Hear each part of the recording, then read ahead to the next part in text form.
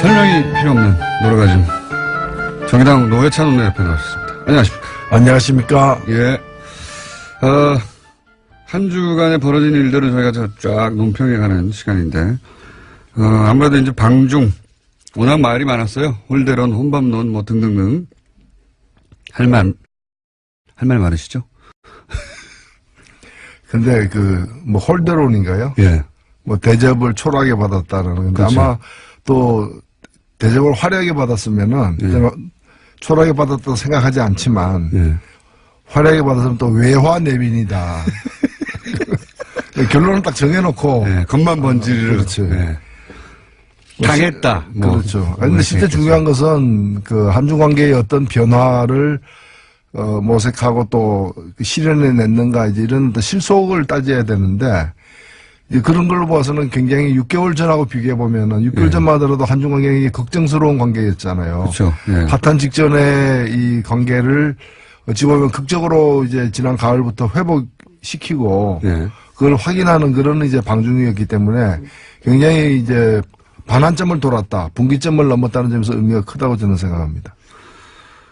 그런데 왜 그러면 국내 이제 주로 이제 보수 매체 중심으로 처음에 재개가 됐고 이게 이제 이런 이야기가 워낙 많이 나오다 보니까 다른 미디어들도 뭐 홀대론 논란 이런 식으로 계속해서 확대 재생산이 됐는데 왜 이런 홀대론을 들고 나왔을까요? 국내 언론, 특히 보수 언론들이.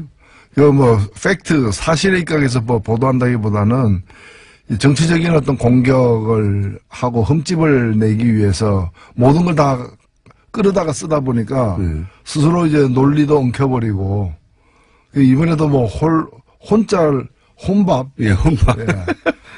혼밥. 저는 사실 역대 대통령의 해외 순방 이벤트 중에서 예. 이번에 아침을 중국 식당에 가서 먹은 서면 식당. 것은 최고의 이벤트라고 생각됩니다. 중국 내에서 아주 평가가 높은 걸로 알고 네, 있는데. 저도 사실 좋아하거든요. 예.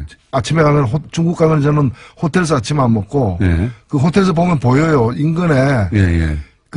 출근하는 어머니가 애를 갖다 자전거 싣고 예. 애를 유아원 데리고 자기는 직장 가면서 둘 다 식당에 들어가요. 중국 사람들이 아침을 거의 집에서 안 먹거든요. 아침을 식당에서 먹는다고. 가서 주로 가장 많이 먹는 게 유조라고 예. 중국말로는 다르게 발음하지만은 중국식 꽈배기에 설탕 안 묻힌 꽈배기.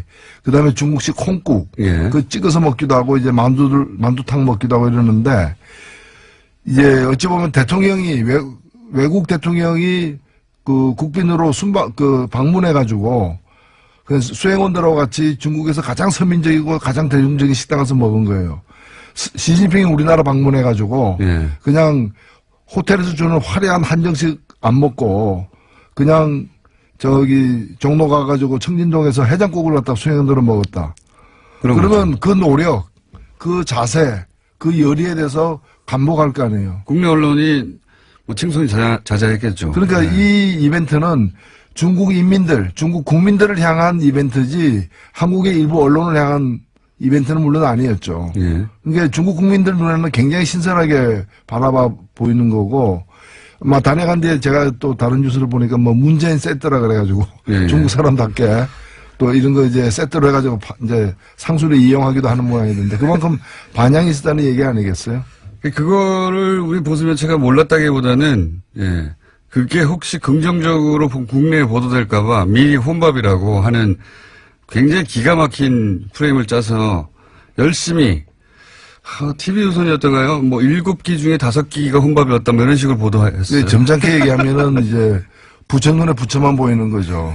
그러니까 실제로 일본에 보면은 외톨이가 돼가지고 예. 밥도 혼자 먹고 그런 이미지. 혼자 밥 먹는 걸 갖다가 사람들이 쳐다볼까봐 두려워가지고 화장실에 가서 혼자 밥 먹는 경우도 있어요. 우리나라 대통령 중에도 그런 분이 있었잖아요. 프랑스 가가지고 외국 갈 때마다 전자레인지를 갖다가 호텔방에 갖다 놓고 혼자 데펴가지고 뭘 데폈는지는 잘 모르겠지만 한국에서 가져간 거 데펴다가 혼자 먹는 그게 일본으로 치면은 혼자 화장실 가서 밥 먹는 아이와 같은 상태라고 보는 거죠. 그런 걸 혼밥이라고 불러야지. 지금 이거는 어찌 보면 굉장히 저돌적으로 중국 사람들에게 그 마음에 파고들기 위해서 나는 이렇게 노력한다는 처절하게 보여주는 거거든요. 맞습니다. 이거 뭐 네. 총리하고 아침밥 먹는 것보다 100배 100배 낫죠. 효과적인 전략적 외교, 선택한 거라고 보고, 실제 문재인 대통령이 아니라 박근혜 전 대통령이었던 보수 매체는 이걸로 가지고 아주 입이 마르게 칭찬을 했겠죠. 예, 했을 텐데, 진짜 혼밥이라고 생각해서가 아니라, 그렇게 초라하고 외교도 못하고, 평가도 못 받고, 외국에 나가봐야 같이 밥 먹어준 사람도 없다. 이런 이미지를 더 씌우려고 한 거였겠죠. 예. 이걸 엄청나게 보도했어요. 근데 엄청나게. 혼밥이라고. 정말 악의적이었는데. 이렇게 성과를 깎아내린 이유 중에 하나가 곧 지방선거이기 때문이기도 하지 않습니까? 사실은. 사실은 뭐 이렇게 비판할 게 별로 없다 보니까 이거 비판하는 거 아니에요. 그렇긴 한데, 효과적이었다고 생각하는 것 같아요. 계속해서 써먹는 걸 보면. 그러면 이 중국 방문에서 여전히 남은 과제는 뭐라고 보십니까? 예, 일단은 더 나쁜 관계로 이렇게 변질되는 걸 막았다는 점에서 사드 문제를 둘러쌌던 그 긴장과 갈등을 일단은 봉합을 한 거죠. 근데 왜 봉합하냐 완전히 해결해야지. 근데 지금 당장에는 완전히 해결할 방법이 없는 거예요, 사실은. 절대 없습니다, 절대. 없기 때문에 더 악화되지 않도록 일단 만들어 놓은 것도 저는 성과라고 보고 이제 이걸 어떻게 잘 관리해 나가는 게 앞으로의 숙제인 것이죠. 뭐 그런 점에서 제가 볼 때는 양국 다 굉장히 그 노력을 나름대로 하고 있다고 보여집니다. 원래 중국은 사실은 이런 외교 문제가 있으면 외교 문제라는 게 예를 들어 전쟁이 나서 어느 한쪽에 항복하기 전까지는 봉합이거든요. 대부분의 외교 문제라는 게. 어떻게 각자 이해가 다른데 완전히 해결합니까?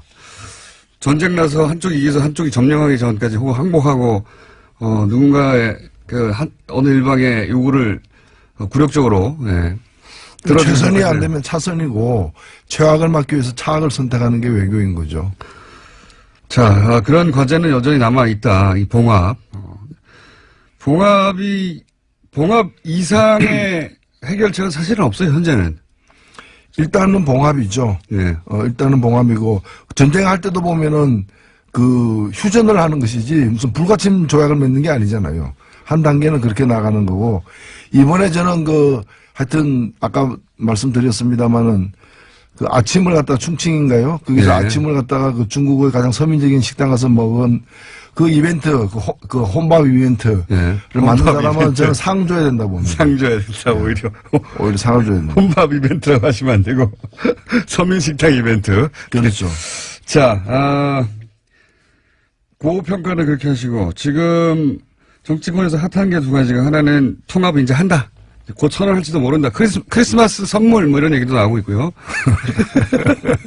본인에 대한 선물이겠죠. 다른 사람들에 대한 선물이 아니라 선물 이야기도 하고 있고 또 한 가지 덩어리는 자유한국당에서 이제 당협위원장 교체, 당협위원장 교체라는 게 일반인들한테는 크게 와닿지 않은데 국회의원들한테 생존권이거든요. 이게 굉장히 큰 일이 있었습니다. 그거 관련해서 내부에서 이걸 왜 했느냐, 누가 바뀌었느냐, 누군 들어가고 못 들어갔느냐 말들이 있는데 우선 통합 선언 하겠죠? 여기까지 왔는데. 일단은 선언을 하겠죠. 예. 근데 그 선언이 이제 끝나는 것이 아니라 선언이 이제 당헌 당규에 따른 절차를 이행해야 법적인 효력을 가지는데 그 이행하는 것에는 뭐 난관이 여러 가지가 지금 있는 거죠. 지금 반대하는 사람들은 전당대회를 하자고 하고요. 안철수 대표는 아마도 뭐라고 부릅니까? 전당원 투표요. 예. 모두 당원인 사람 모두 이제 투표권을 가지고 왜냐하면 호남 지역에서는 지지하지 않는 통합을 반대하는 사람이 많지만 다른 지역에 또 여론을 다룰 수 있으니까요. 전당원 투표를 하자고 하는 것 같고 예. 반대하는 쪽에서는 무슨 소리냐. 당원 당규상 전당대회 해야 되는데 이러고 있습니다. 그러니까 여기 합의가 안 되면 사실 이혼할 가능성도 상당히 높아져 있습니다. 그렇죠. 그러니까 바른정당 입장에서는 선거연대까지도 할 수 있다라고는 어떤 가장 약한 어떤 결합으로서 그러면서 이제 가장 세게는 이제 일부에서는 또 이혼하고 와라. 이혼하고 와라. 오히려 그게 더 낫다. 일부를 도려내고 오는 것이 자기들은 더 낫다. 뭐 이렇게 보는 쪽까지도 있는데 일단은 완전한 통합은 그렇게 쉽지는 않을 것 같아요. 양쪽 다. 물론 통합을 하게 이 드라이브를 계속 가서 이제 통합까지 가려고 하면 국민당 내부에 당연히 남아있을 수 없다고 하는 사람들도 있겠죠. 그러니까 산수, 그러니까 지금 각각 소속 의원들의 산술 합으로 통합된 당의 의원들 수가 유지되지는 않을 것 같아요. 적어도. 그렇죠. 예. 지금 39명 중에서 뭐 14명 정도는 완강히 반대하는 분들이니까. 최소한 뭐 10명 정도 나가버리면 들어오는 것보다 많아지니까 숫자가 더 줄어들거든요. 숫자가 줄어들음에도 불구하고 이제 하려는 이유가 숫자가 중요하지 않다, 지금은. 그렇죠. 예. 예. 그 보수 재편의 그림 속에서 진행되는 게 아닌가. 예. 결국 중도 보수로 규합해가지고 범보수로 확장하는. 예. 그걸 갖다가 이제 대권 전략으로 이제 보는 거죠. 안철수 대표는 그러니까 진보 진영의 유권자들이 그쪽에서 지지 기반이 본인이 약하다고 판단한 것 같아요. 그래서 떠나는 겁니다, 지금 사실은. 본인의 정체성을 새롭게 발견한 거죠. 알고 보니 보수였다, 뭐 이래가지고. 예. 자기가 하려고 했던 새 정치는 새 보수 정치였다. 지금. 대면인가요, 예. 대면? 자. 방랑 정치죠. 방랑 정치.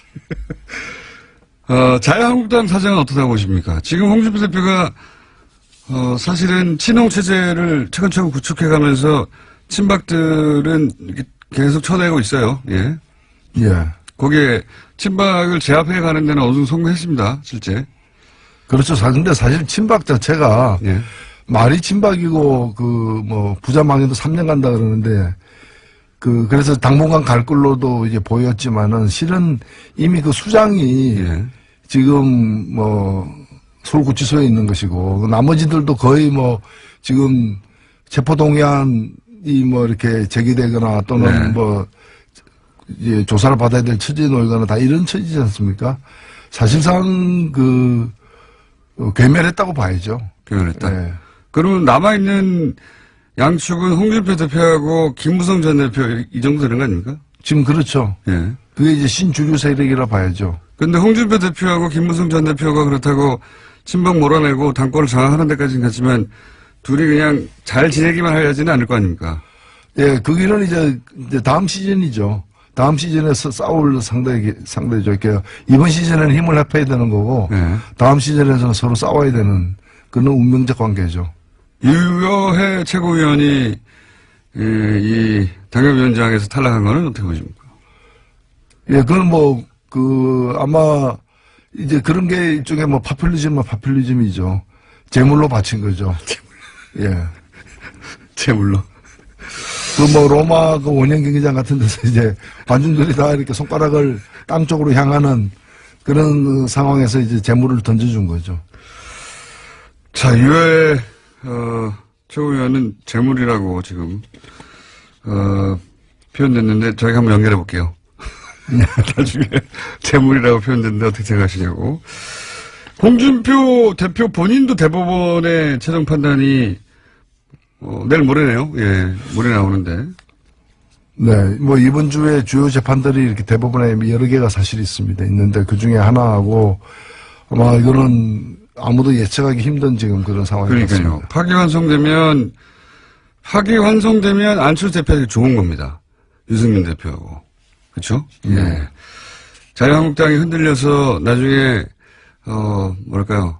구속력이 약해지면 흡수하려고 하니까요. 떨어져 나오는 분들 좋은 거고.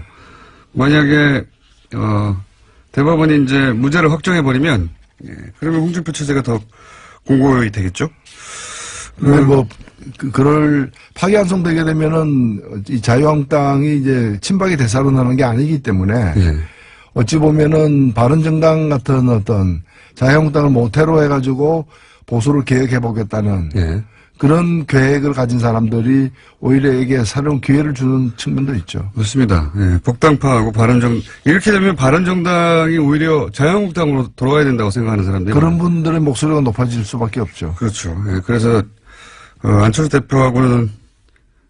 대표의 계획도 안 될 수도 있겠네요. 또 바른정당이 저쪽을 더 바라봐서 지난 시간에 또 꼭 얘기했어야 앞으로 꼭 얘기해야 되는 내용 중에 하나가 개헌 문제 있지 않습니까? 선거구 개편제. 좀 어려운 얘기여서, 다들 그리고 아직 시간이 좀 남아서 안 하고 있는데 정의당 입장에서 만약에 개헌을 한다면 지금 뭐 자유한국당이 반대하고 있기 때문에 사실 어렵습니다. 어렵긴 어려운데, 원래는 자유한국당이 먼저 꺼낸 얘기죠, 개헌은. 네. 먼저 끊은 얘기고요.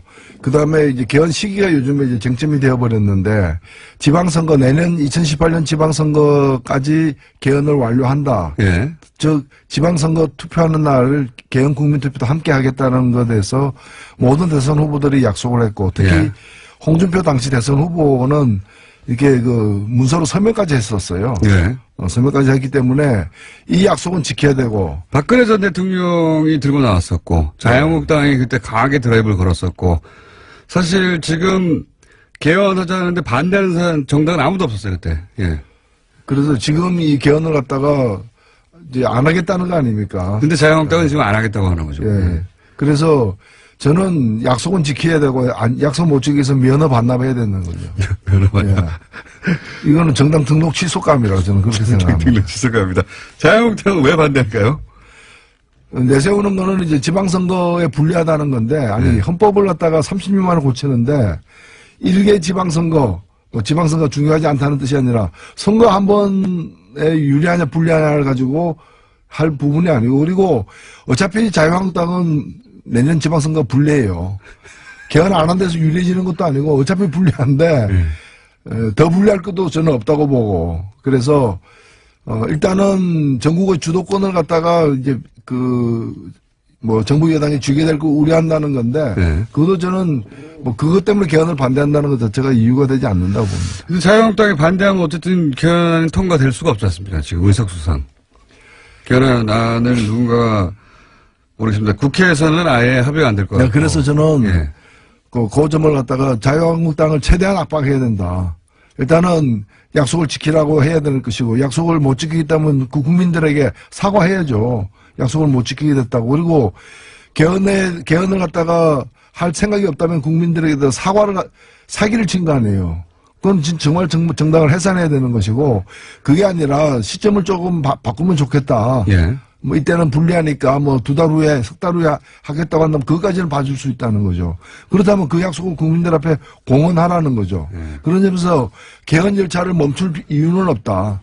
개헌 열차가 6월 지방선거 때 투표하기로 했다면 그 6월 13일 역에는 서야죠. 근데 그걸 안 쓸 생각인 것 같아요. 안 쓸 생각이라면 그럼 그 다음 역이 어디냐. 예. 그거라도 국민들에게 밝혀라는 거죠. 밝혀도 지킬까요? 그러니까 저는 그렇게 안 지킬 것 같으면은 예. 이 운동장을 떠나라 이렇게 얘기를 해야 되는 거죠. 운동장을 떠나라. 현실적으로 자유한국당이 반대하는 한 개헌을 할 방법이 없지 않습니까, 사실. 국회를 통과하지를 못하니까. 그건, 부차적인 문제는 아니지만 그건 그대로 두고 만약에 개헌을 한다면 꼭 포함되어야 하는 내용이 뭡니까, 정의당 입장에서. 선거구제 개편이죠. 예, 뭐 여러 가지가 사실입니다. 저는 정의당은 기본권 신장과 지방분권을 네. 강조하는 게 기본이고요. 특히 기본권과 관련해서도 해서 이 노동권을 갖다가 복원시키는 네. 제헌의회 수준으로 우리가 이 정부를 처음 만들 때 네. 헌법을 처음 설계할 때의 정신으로 돌아가는, 그래서 지금 그동안에 독재 정권들이 들어서면서 부당하게 기본권들을 제약한, 특히 노동상권을 제약한 부분을 갖다가 회복시키는 내용.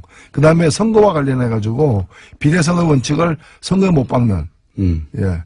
이제 헌법 조문에다 못 박는. 비례선거의 원칙을 좀 더 자세히 설명해 주시면요. 네. 이제 국민의 민심 그대로 선거 결과에 반영될 수 네. 있도록 하는, 이거는 여러 가지 측면. 하나는 이제 선거제도와 관련해서 지금의 선거제도가 예를 들면 가장 비근한 예로 정의당이 7.3% 얻고 의석을 7.3% 가지는 게 아니라 의석은 2%밖에 못 가지는 이런 문제들. 그다음에 인구 대비로 표의 등가성 문제. 그 농촌의 한 표가 도시의 2표하고 비슷한 지금. 그건 왜 그런지 설명해 주십시오. 예, 그게 이 선거구를 획정할 때 예를 들면 10만 명당 1명을 뽑는다고 이러면 농촌 같은 도시에는 20만 명당 1명까지를 허용하는 거예요. 독일 같은 경우에는 1.5 이상이 되면은 위헌이다. 1.25, 1.3대 1 이렇게 이제 비율을 정했는데. 비율을 정해고 있는데 우리는 지금 2대1까지 허용하고 있거든요. 그러니까 이제 농촌 지역이 어차피 인구 좀 적어서 네. 1대1로 할 수는 없다 하더라도 그 비율이 너무 차이가 난다. 그렇죠. 예. 이제는 지금 2대1까지 허용하고 있는데 1.5대1 정도까지로 낮출 필요가 있습니다. 그래서 근접하게 만들어야 되는 도시 15만 명이 농촌 10만 명하고 같은 대표성을 갖도록 하는 정도까지 지금은 농촌 10만 명이 도시에 20만 명이 되는 네. 꼴이 되기 때문에 그러니까 농촌에서 지지하는 정당이 유리하죠. 네, 그렇죠. 정치 세력이. 그래서 농민들의 어떤 그 목소리를 정치에 반영하는 것은 당연히 필요하고 중요하지만은 지금 이것이 농민들의 목소리를 반영하는 구조가 아니라 그렇죠. 농촌의 그 보수적인 기득권 세력들을 갖다가 그 정치 세력들을 연명시키는 제도로 악용되고 있기 때문에 이 비례성의 원칙을 갖다가 더 되살리는 그런 이제 그 헌법 조항을 갖다가 삽입하는 것이 필요하다는 거죠. 그러니까요. 10만 지금 명. 국회 개헌특위에서도 네. 국회 자문위원회 안으로 이렇게 나와 있습니다. 나와 있다. 요는 결국은 표를 받은 만큼 국회의원들이 국회에 진출해야 되는 게 맞고 또 하나 도시와 농촌을 비교하자면 농촌이 보수 성향 때문에 이제 보수 정치 세력이 유리하게 지금 짜져 있는 비율을 낮춰야 된다. 예. 그런 말씀이신 거죠.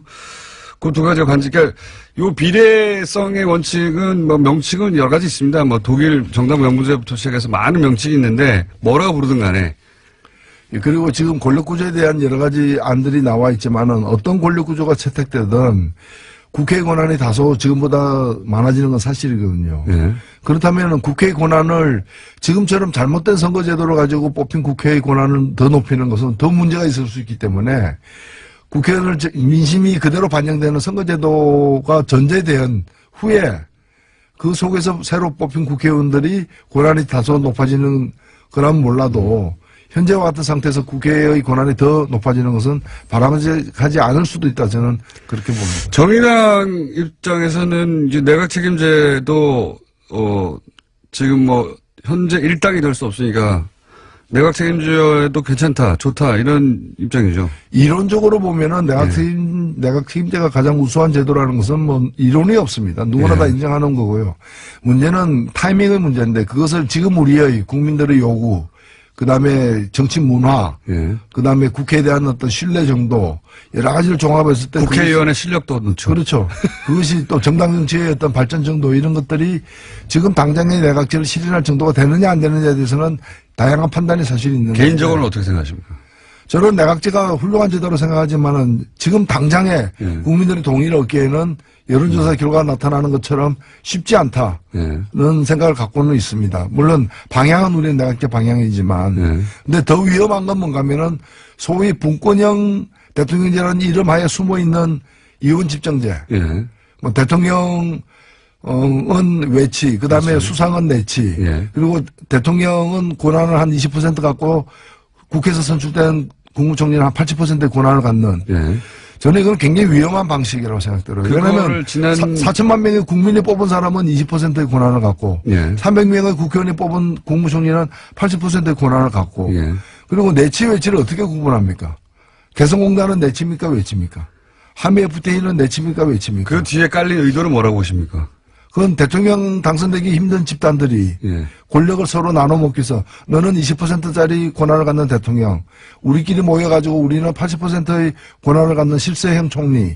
이렇게 해서 그래서 자기들 모이는 그 약속 장소를 제3지대라고 붙이고 제3지대에서 모입시다. 뭐 이렇게 해가지고 모여가지고 뭔가를 그래서 새로 뽑히는 대통령은 임기를 갖다가 5년이 아니라 줄이겠다. 줄인 다음에 이 개정된 헌법을 가지고서 이제 분권형 대통령제를 실시하겠다는 것이 지난 대선에서 그렇죠. 일부 당선 가능성 없는 연합의 어떤 그런 과제였죠. 자기들이 단독으로 당선이 안 되니까 힘을 모아서 그거 힘을 모으니까 이해가 달라지니까 어떻게 나눌 것인가 하는 가운데 그런 아이디어가 나온 거죠. 그래서 저는 정리를 해야 된다고 봅니다. 이 대통령의 권한이 과도하게 헌법상에 많이 있다면은 그걸 국민이나 국회로 이렇게 또는 지방정부로 넘기는 그런 권력을 갖다가 좀 이렇게 조정하는 것은 필요하다고 봐요. 그러나 그것의 대안으로 분권형 그것에 대한으로 이원집정부제 이런 걸 대안으로 내놓는 것은 굉장히 위험천만한 발상이다. 나눠 먹으려고 하는 사람들이 만들어낸 발상. 국민을 위한 개헌이 돼야 되는데 일부 정치인을 위한 개헌이 되도록 내버려둬서는 안 된다고 저는 봅니다. 오늘 좀 심각한 얘기를 했습니다. 네. 근데 이 개헌 이야기는 아직은 시기가 이르다 싶기도 하면서도 한편으로는 이제 시간도 없어요, 별로. 이제는 해야 됩니다. 그리고 네. 국민들에게 해온 약속이고 네. 마지막 개헌한 지 30년이 됐습니다. 그 이전에 40년 동안 9번 개헌하고 30년 동안 개헌 한 번도 안 했거든요. 그래서 묵은 숙제를 갖다가 털어버리는 그런 개헌이 필요하다고 봅니다. 현실적으로는 근데 쉽지 않은 상황이다. 네. 오늘은 여기까지 하겠습니다. 지금까지 정의당의 노회찬 원내대표였습니다. 감사합니다. 네, 감사합니다. 이번 주 임시국회가 끝납니다. 그런데 그때가 바로 국민의당과 바른정당 통합 논의의 분수령이 될 것이다. 이런 전망 많습니다. 과연 그럴 것인지 국민의당 이상돈 의원 연결해 보겠습니다. 안녕하세요, 의원님. 네, 안녕하세요. 네. 지금 징계는 어떻게 돼가고 있습니까? 네, 무슨 말씀이죠? 통화 말씀이신가요? 네. 의원님 지금, 네. 징계받고 계신 거 아닙니까? 아니, 별로 바쁘지 않습니다. 바쁠 일이 있습니까? 네, 네. 아니, 저기 뭡니까? 국민의당 내부에서 징계받고 계시지 않냐고요. 아니, 이미 다 기각해버린 거잖아요. 말이 됩니까? 네. 그렇게 됐나요? 네. 제가 네. 잘 몰라서 여쭤봤고요. 언론에서 이렇게 보도하고 있습니다. 언론에서 이제 임시국회가 이때 끝나니까 이번 주에 타이밍상 내년으로 넘기지 않고 이때쯤에 통합선언을 하지 않겠는가 이런 얘기들이 언론에서는 보도되는데 내부에서 보시기에는 어떻습니까? 이때가 타이밍 맞습니까? 저도요, 언론 보도 보고 아는 건데요. 예. 두 사람 하는 거 보면은 진짜 그럴, 수도 있다는 생각이 듭니다. 네, 통합, 선언을 일방도 할 수 있다고 봅니다. 근데 그런다고 정당이 통합되는 게 아니죠. 당내 합의가 있어야 되니까, 그런, 당내 구성원 동의 없이, 대표가 선언한다고 통합되는 게 아니죠. 네. 두 사람이라 하면 이제 안철수 대표와 유승민 대표를 의미하시는 것 같은데, 예. 네. 두 분이 일단 선언적으로 그렇게 통합을 이야기하고 나면 실제 그런다고 통합이 되는 게 아니라고 말씀하셨지만 당원 당규상은 어떻습니까? 만약에 타당의 대표와 통합을 선언하고, 그리고 전당대회를 열겠죠? 어떻게 됩니까? 당원 당규상으로는? 네, 당원 당규에서는, 아마 무엇보다 최고위원회에서 예. 그걸 갖다가 통합권을 당무위원회에 회부하게 되겠죠. 그러나 통상적으로 당무위원회 가기 전에 의원총회 동의를 받아야 되지 않습니까? 그러면은 의원은 개개인이 헌법기관입니다. 예. 그래서 국회의원의 당적에 변화가 생기는 정당의 해산, 합당의 경우는 의원총회를 거치는 것이 우리나라 정당 정치의 불문헌법이죠. 과거에 합당이 다 그랬죠. 예, 그 다음 수순이 대체로 얘기해서 당무위원회나 중앙위원회에다가 동의를 구하고, 그 다음에 당마다 좀 다를 수 있겠습니다만은, 우리 국민의당은 당원의, 정당의 해상, 우리 국민의당의 해상과 합당은, 전당대회 고유 권한으로서 아주 헌법에, 당원에, 정해져 있습니다. 그러니까 전당대회를 거쳐야죠. 네. 전당대회를 거친다. 근데 지금, 이게 실현되려면 우선 그러면, 의총을 통과해야 되는 거군요. 현역 의원들의, 예. 그렇죠. 현역 의원들의 당적의 변화가 생기는데, 어떻게 의총에 동의를 받지 않고 그걸 하겠습니까? 그거는 정당 정치를 아예 부정하는 만용이죠. 그건 있을 수 없는 일입니다. 이때 통과가 안 되실 거라고 보시는 거군요. 우리 대충 39명 중에 30명이 통합에 반대하고 있는 건 다 확인되지 않았습니까? 네, 그리고 그렇게 한 다음에도 당무회의에 건너가고 당무회의에서도 굉장히 논란이 많겠죠. 네. 그래서 우리 요새 국민의당 회의하게 되면은 같이 따라다니는 단어가 있잖아요. 아수라장, 이런 식. 이런 꼴이 이상하게 됐죠. 네. 근데 안철수 대표의 지금 드라이브나 행보를 봐서는 의총, 그렇게 이제 통과가 안 될 의총은 생략하고 바로 전당대회로 가려는 것 같습니다. 지금, 그죠?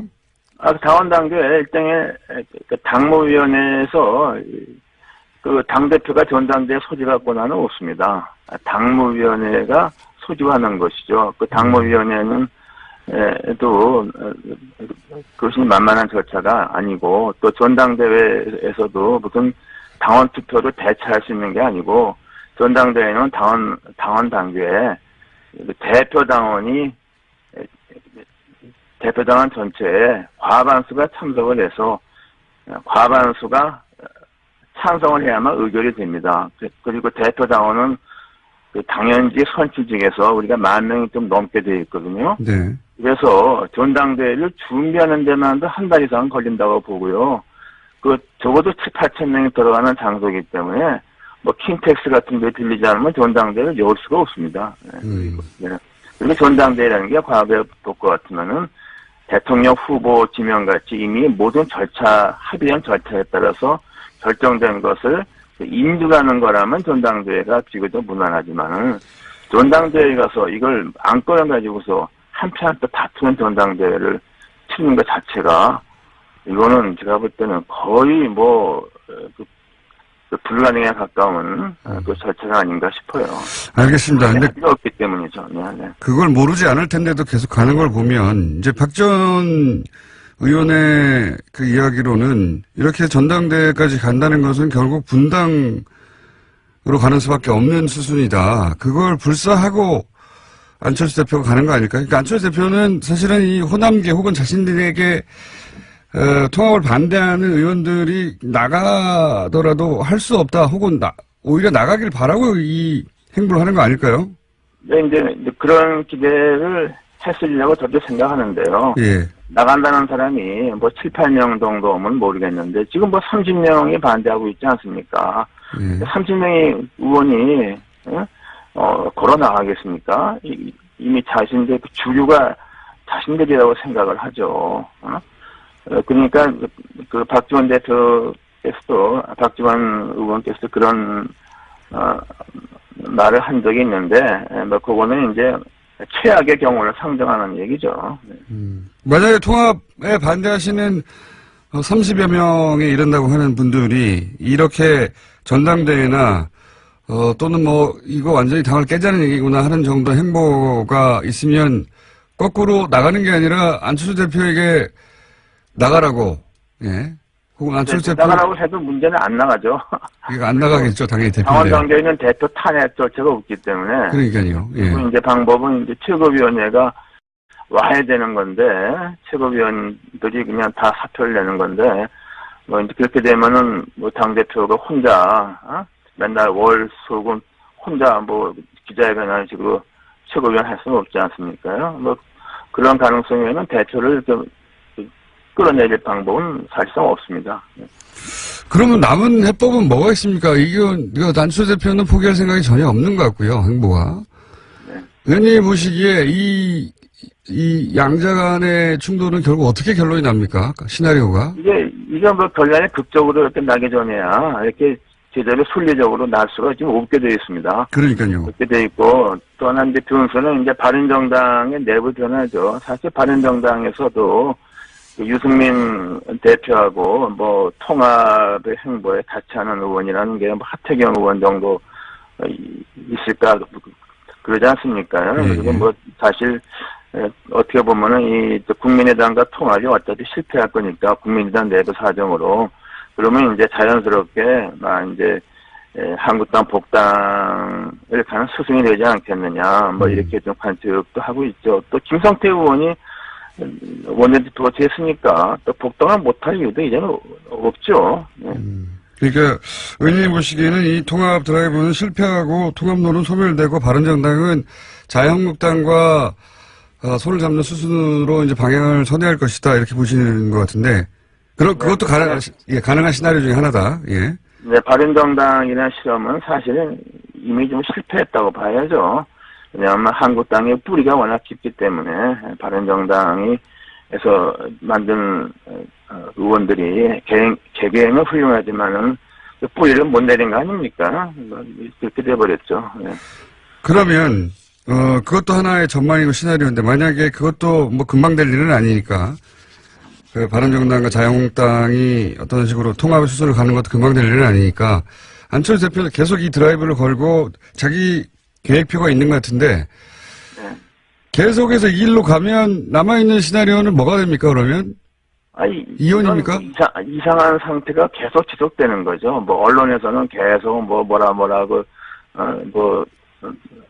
추측하는 기사를 쓸 것이고 뭐 당이 사실상 정당이라고 보기도 어려울 정도의 아주 그 내분 아닌 내분 뭐 이상하게 되는 거죠. 뭐 돌파구가 뾰족한 돌파구가 좀 없다고 봐야죠.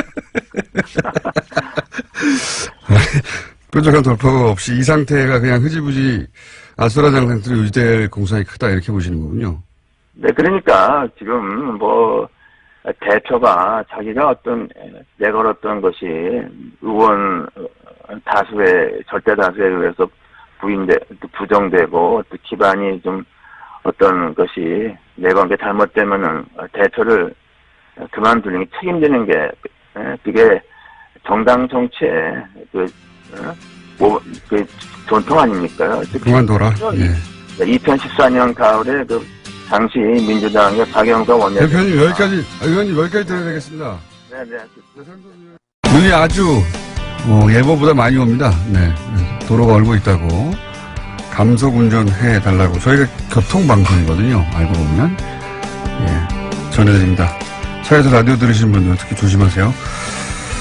자, 문재인 대통령의 중국 국빈 방문을 두고 국내에서는 홀대론 계속 제기되고 있죠. 해서 중국 방문에 동행했던 이분을 스튜디오에 직접 모셨습니다. 민주당의 송영길 의원 나오셨습니다. 안녕하십니까? 네, 안녕하십니까. 송영길입니다. 무려 북방경제협력위원회 위원장. 네. 이름이 길수록 하는 일이 별로 없는 경우가 많은데.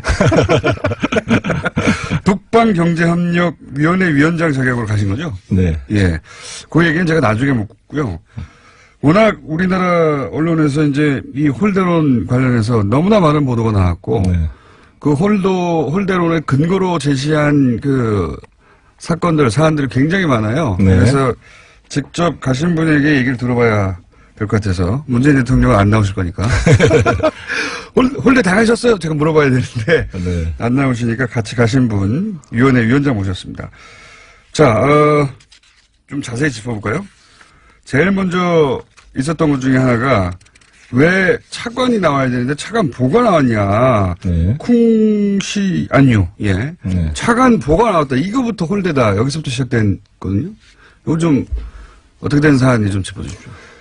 일단 이번 정상회담의 배경을 비교를 해야 됩니다. 사실 우리가 한중 관계가 아주 좋아가지고 꽃가마 타고 가는 길이 아니었습니다. 그렇죠. 사드 문제로 정말 양국 관계가 최악의 상황에 빠져서 한중 수교 25주년 기념식도 제대로 못 치른 그런 상황에서 무거운 부담감을 감고 가는 정상 외교의 길이었습니다.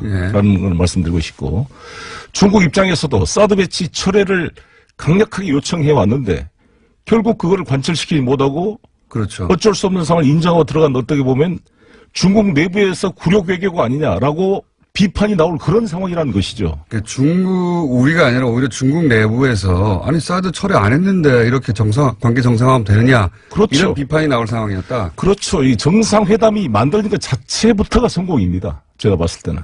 아베 신조 지금 못하고 있잖아요. 시진핑과. 안 해주잖아요. 시 주석이. 예.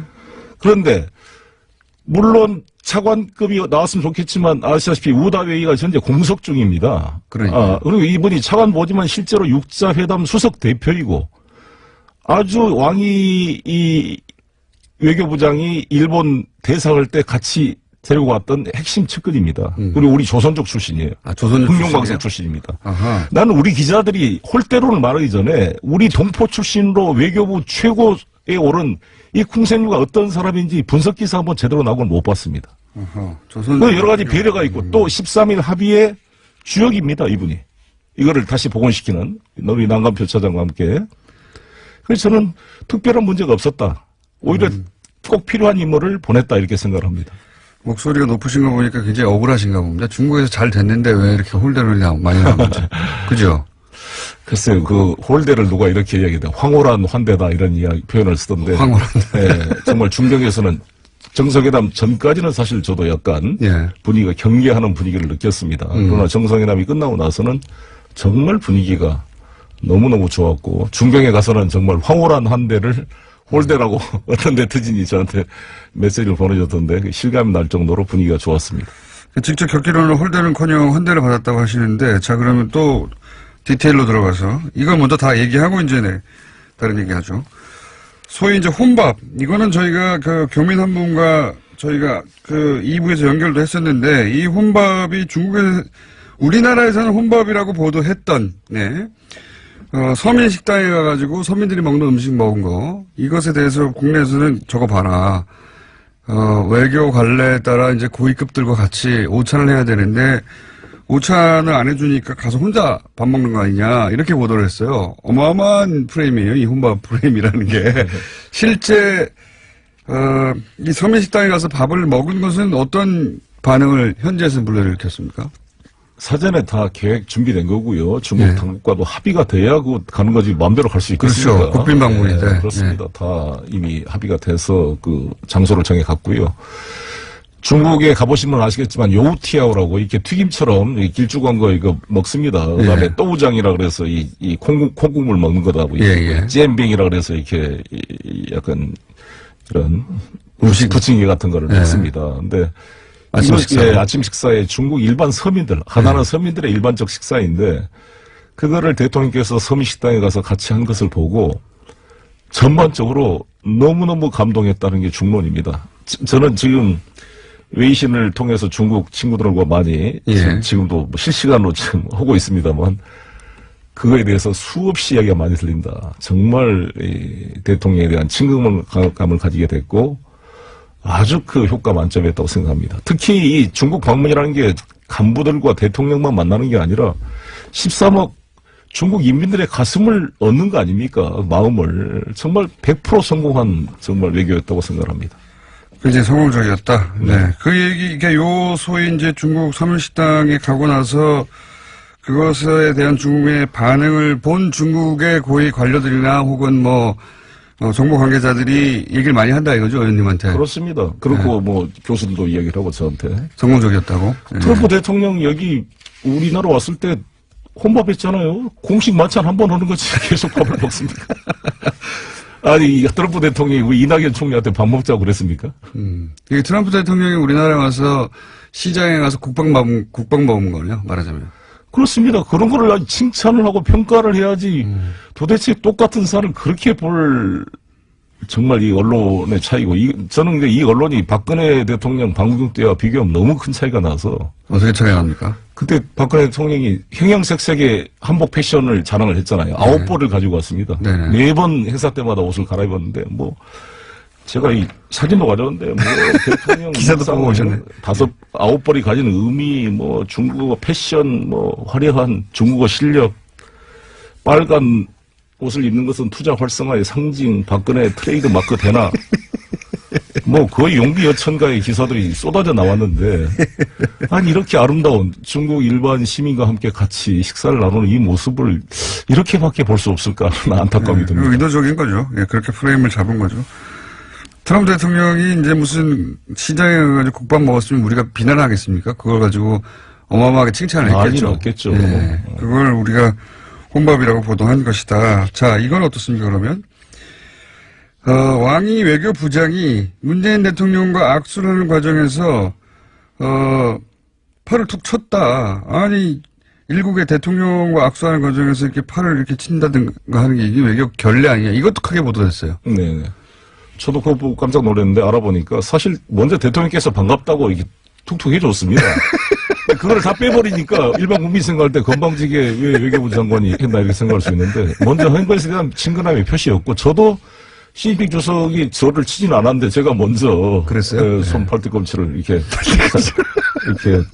하면서 좀 친근함을 표시했고 고싱 반갑다 이런 얘기를 했죠.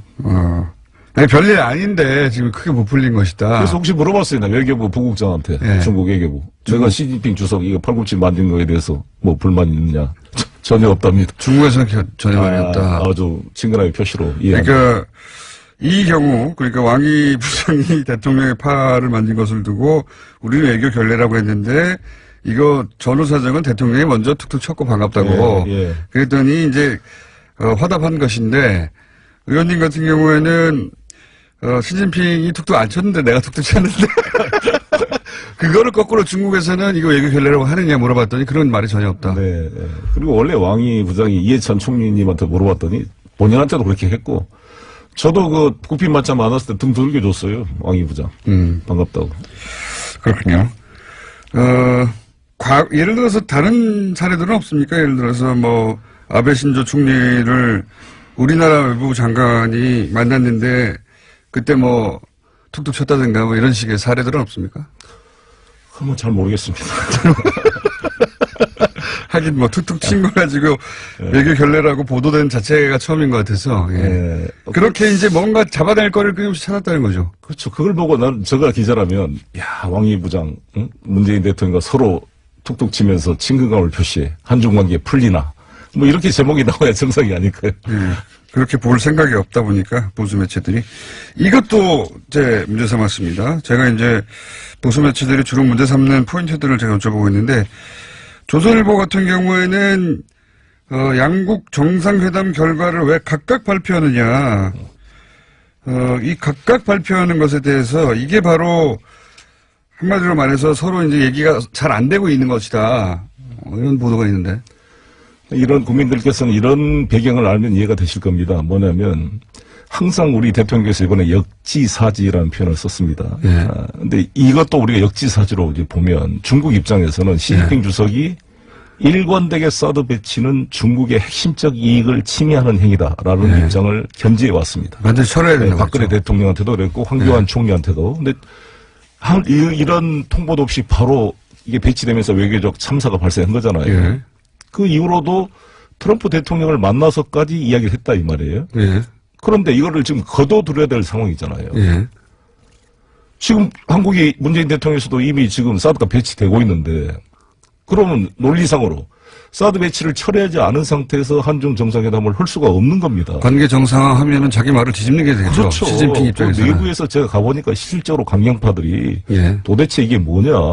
아무 성과도 없이 왜 국빈 초청을 해서 이걸 하는 거냐. 중국 내부의 갈등은 오히려 시진핑 주석이 지금 국교 정상화, 뭐랄까 관계 정상화를 하는 이런 정상회담을 해주는 자체에 대한 불만이 있더라. 내부 여론이 당연히 있는 것이죠. 강경파 그런 상황에서 그런데 이거를 이제 공식적으로 성명서를 만든다 그러면 예. 사드 이야기를 안 할 수가 있겠습니까? 이 사드를 또 언급하면 우리 언론이나 보수에 난리가 나지 않겠어요? 예. 다 배려의 차원이라고 봐야죠. 서로 그렇게 그런 문제들이 양국 내부에서 그렇습니다. 각각 정치적 반대파에 대한 반대파로부터의 목소리가 나오고 다시 이 회담의 성과를 또 물타기를 할 테니 서로 하지 말자 그렇게. 그래서 사드 문제가 완전 해결된 건 아니잖아요. 예, 그렇죠. 그러나 이거를 해결하려고 하려면 양국 관계 복원이 안 되는 겁니다. 예. 그러면 이게 봉인을 하는 거잖아요. 그래서 서로를 배려하고 구동 존의의 자세로 나가자는 것이죠. 그래서 공동 합의문을 하지 않고 이것 자체를 푸는 우리 측에 대한 배려로 이해를 해야 된다고 보고요. 시 주석이 실제 공식 회담에서 사드란 말도 인용하지 않았습니다. 그래요? 모두가 알고 있는 이유로 양국 관계가 불편했다는 거죠. 사드라는 단어를 사용하지 않았다. 일부러. 딱 한 줄 했습니다. 한 줄. 얼마나 문재인 대통령을 배려한 겁니까? 그렇군요. 그렇게 봐야 하는 것이다. 양국 간의 불편한 사안들을 양국의 정치적 반대 세력이 그 지점을 짚어서 공격할 것을 차단하기 위해서 각각 이렇게 한 것이다. 반대 세력이 아니라도 시진핑 본인 자신도 자기 논리적 모순이죠. 모순이 발생하잖아요. 그렇죠. 예. 그거가 철회되지 않으면 뭐 어떤 것도 안 된다고 했다가 그거 철회 안 됐는데 그걸 묻고 가는 거 아닙니까? 그렇습니다. 그 부담이 훨씬 큰 거죠. 중국이 우리보다 어떤 면에서는. 그러니까. 듣고 보니까 그렇네요. 지금 사실 제가 요 몇 가지 사안 중에 가장 악의적인 사안은 악의적인 프레임은 혼밥인 것 같아요. 혼밥. 예, 네. 대접 못 받았다 이런 얘기를 네. 하려고 저 봐라 저 대접도 못 받고 주요 고위 관계자들 만나지도 못하고 좀 서민식당 가서 혼자 밥 먹고 있잖아요. 이게 정말 악의적인 거죠. 고위들 다 만났죠. 시진핑 주석, 리거창 총리, 장도장 뭐 다 만났고 특히 저는 시 주석과의 만날 때 자세히 그 표정을 봤는데 여러분 보시면 아베 총리와 시 주석이 만날 때 표정이나 악수하는 거 보면 정말 마지못해 하는 느낌이 그 사진 한 컷으로도 볼 수가 있는데 두 분이 정말 부드러웠습니다. 표정이 확 밝았고 또 두 분이 풍리한 여사, 이쪽 김정진 여사 양 두 부부가 같이 그 음악회를 같이 관람해서 5시간 동안 같이 있었거든요. 전례가 없는 일입니다, 사실. 네. 왕이 그 부부장 얘기하시니까 외교의 헤드죠, 중국에. 왕이 부장이 그 아베 신조 총리를 만났을 때는 툭툭 치는 거 대신 한 손 악수했거든요. 그게 네. 그게 나은 건가요? 더 나은 건가요? 그렇죠. 그게 좀 결례당할 수가 있겠죠. 자, 하여튼 이게 다 프레임이다. 예. 근데 홍준표 대표께서는 아베 총리 만나서 깍듯이 절도 하고 아주 예의를 지킨 것 같은데 고개를 너무 많이 숙이셔가지고 너무 예. 과곡이 아닌가. 저도 사진을 봤는데 아베 이게 보니까 일본이 잘하는 짓인데 아베 신조 총리가 더 높은 의자에 앉아 있어요. 왜 그렇게 만들었나 몰라요. 의자가 아베 신조 총리가 앉은 의자가 더 높고요. 예. 홍준표 대표가 앉은 의자가 더 낮아요. 예. 1인용 소파가. 왜 이렇게 했나 싶은데 하여튼 일부러 그렇게 한 것 같고요. 그런 다음에 두 사람 인사할 때 아베 신조 총리는 의도적으로 고개를 거의 안 숙인 것 같고요. 일부러. 정세균 의장님이 그 아베 총리 만날 때 그렇게 돼 있었어요. 네. 김경호 실장 이야기 들어보니까 그거 하나면 안 만나겠다 해가지고 고쳤습니다. 의자를. 홍준표 대표가 자유한국당 밑에 간부들이 진정한 뭐 자주 외교, 당당 외교를 하면 그것부터 챙겼어야죠. 그 의자를 똑같은 걸로 안 하면은 안 만나겠다 그랬습니다. 저 정세균 의장 때는 왜냐하면 그렇게 자주 했거든요. 그렇습니다. 그래서 그걸 바꿔가지고 만났습니다. 처음 알았네요. 근데 홍준표 대표는 그걸 몰랐거나 몰랐죠. 공부를 안 한 거죠. 밑에 혹은 참모들이. 요구를 안 했거나 알아도 그렇죠. 그런 거네요. 사진 한번 비교해 보시면 저도 그 의자가 유명해가지고 유심히 봤거든요. 이번에 바꿨나 안 바꿨더라고요. 그냥 낮은 의자에 앉아서 그래서 사진을 찍어놓으면 한 사람이 푹 꺼져 보여요. 네. 높이 보이고 아베 총리는 이렇게 높은 자리에 앉아 있는 듯한 느낌을 주죠. 그렇습니다. 실제 사진 그거 의도한 겁니다. 일본에서. 그리고 나서 그것까지는 그렇다고 쳐도 인사할 때 아베 총리는 일부러 인사를 안 하는데 홍준표 대표가 너무 깊숙이 인사를 해가지고 그것도 몰랐던 것 같아요. 아베 총리가 틀림없이 인사를 의도적으로 까딱할 거라는 걸 잘 몰랐던 것 같아요. 그걸 떠나서 대통령께서 지금 중국에 가서 이 나라를 대표해서 하고 있는데 그 일본 가서 등에 칼을 꼽는 그런 그 외교가 과연 적절한 외교인지. 아직 뭐 아주 사소한 걸 지금 따지길래 저도 사소한 걸 좀 따져봤고요. 자, 그러면 그 위원장을 하셨으니까 경제협력위원장 이번에 중국에 가서 그 기업인들 많이 만나셨을 거 아닙니까? 네네. 기업인들의 한국 기업인들 중국에 진출해 있는 한국 기업인들의 반응은 어땠습니까? 너무 잘 됐다는 반응이죠. 사실 대통령께서 이 연내에 이걸 풀어줄지 기대를 못했어요. 다들 암울했습니다. 너무나 힘들고 그래서 뭐 이미 철수해서 베트남으로 간 분도 많았고 그런데 이렇게 연내에 방문해 주니까 저 울려 그래요 정말. 뭐 감동에 젖어가지고 저 손을 잡고 너무 감사합니다 그러고. 그래요? 예. 과장하시는 거 아니고? 아닙니다 진짜 정말. 하도 홀대로 나온 얘기 지금 과장하러 나오신 거 아니에요? 그렇지 않습니다. 아니 입장을 바꾸라고 생각해도 자기가 수백억을 투자해서 지금 사업을 하고 있는데 예. 안 팔려봐요. 얼마나 힘들겠어요. 그건 맞습니다. 정의선 현대자동차 그 부회장 만났더니 한 30% 이상 매출이 이제 줄었다. 줄어가지고 엄청 어려웠잖아요. 현대차가. 근데 대통령께서 직접 중경까지 가셨으니 감동할 수밖에 없죠. 그래서 이제 이 소위 중국 내에서 기업들이 어려워진 상황들이 어느 정도 풀릴 것이라는 기대감을 갖고 있더라. 그렇습니다. 이미 풀리고 있습니다. 벌써 한류 스타들이 이제 나타나기 시작하고 있고요. 네. 그 작년부터 유학생들의 장학금도 지급된다고 그러고 뭐 각종 분위기가 바로 풀릴 겁니다. 그리고 이거창 총리가 기대 이상으로 전면 회복을 하겠다라고 전면 회복. 한테 약속을 했고요. 그렇게 약속을 혹시 의원님한테 했나요? 문재인 대통령. 마치 본인이 약속받은 것처럼. 그런 약속하는 장면을 봤다.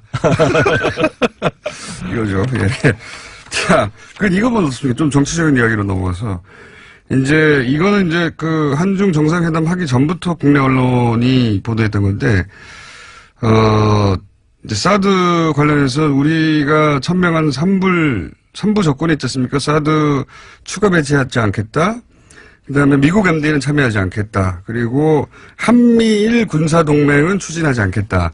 이 사실 한미일 군사동맹 같은 경우에는 우리 입장과는 다르게 홍준표 대표 같은 경우에는 한미일 군사동맹을 해야 한다 입장이에요. 그래서 한미일 핵공조를 하자 뭐 이런 식의 얘기를 하고 왔는데 이와간 이 3불에 대해서 이것을 중국 쪽에서 공식화하기를 요구한다라고 우리 언론이 보도를 했어요. 가기 전에.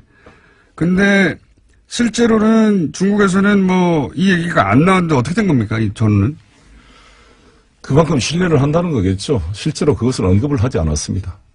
중국에서 요구하지 않았다. 저희 정부 입장은 사드 추가 배치하지 않는다. 그리고 미국 MD 체제 안 들어간다. 예. 한미일 군사동맹으로 안 간다. 예. 이것은 박근혜 이명박 정부도 주장해왔던 이야기입니다. 맞습니다. 김관진 장관 국회에 나와서 답변할 때마다 예. 사드 배치는 미국 MD 체제와 상관없다. 상관없다 라는 게 했었죠. 일관된 입장이었습니다. 추가 배치하지 않는다는 얘기도 했었고. 그렇습니다. 당연히. 예. 이것은 우리가 중국과 약속할 문제가 아니라 우리 정부의 철학이고 일관된 입장이라고 봅니다. 그것을 중국이 신뢰하고 이해하고 있는 것이죠. 그러니까 그 언급이 안 된 것이고 우리 중국 때문이 아니라 저는 우리 국익에도 별로 도움이 안 되는 것이고 지금 우리가 일본한테 다시 군사적으로 종속돼서 되겠습니까? 그리고 지금 그게 과연 우리 국가 안보에 도움이 되겠습니까? 자, 이건 어떻습니까? 마지막에 그 만찬이 없었다.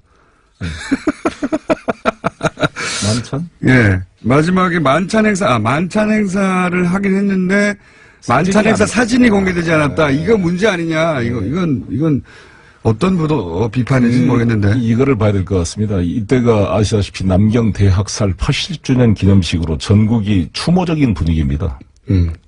그런 게 있고 또 그런 면에서 또 사드 배치 문제가 합의가 안 됐는데 성대한 만찬을 공개하는 것도 부담이 있었을 거라고 생각이 듭니다. 남경 대학살 문제도 있고. 남경과 그리고 사드가 공식적으로 철회된다. 그러니까 중국의 입장에 관철됐다. 이게 아닌데 무슨 축하를 하느냐 이런 얘기가 내부적으로 나올 수 있었다. 그렇습니다. 그래서 그러나 아무튼 그 만찬을 이제 늦게 공개가 되고 잘 전체 장면이 카메라도 못 들어오게 했죠. 근데 그거는 일반적으로 중국이 그렇게 하고 있습니다. 트럼프 올 때는 왜 그랬냐 그러는데 트럼프 미국과 관계는 좀 특수하게 봐야 된다고 저는 생각이 들고요. 그런 면에서 이것은 뭐 그거랑 그 뒤로는 이제 쭉 그 내용들이 공개되고 있습니다.